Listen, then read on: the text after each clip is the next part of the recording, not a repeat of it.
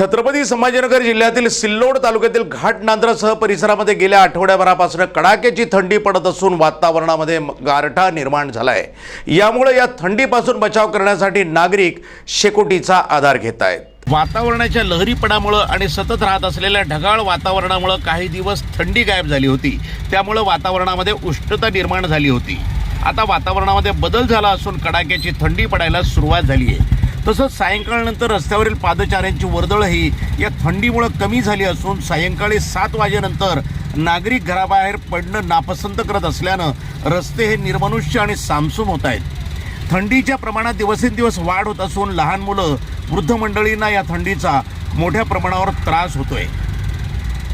त्यामुळे सकाळी सुरू होणारे कामकाज पादचाऱ्यांची वर्दळ ही मोठा बदल झाला आहे। थंडीचं प्रमाण दिवसभर राहत असल्यामुळे दुपारीही वातावरणामध्ये गारवा जाणवत असून या पडणाऱ्या कडाक्याच्या थंडीमुळे सर्वसामान्य लोकांचे चांगलेच हाल होत असल्याचं चित्र दिसून येतोय।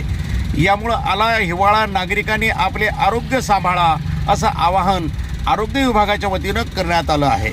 तर अंगाला झोंबणारी ही कडाक्याची थंडी कधी जाईल याकडे आता सर्वांचे लक्ष लागले आहे। NTV न्यूजसाठी प्रतिनिधी राम जोशी, घाटनांद्रा, जिल्हा छत्रपती संभाजीनगर।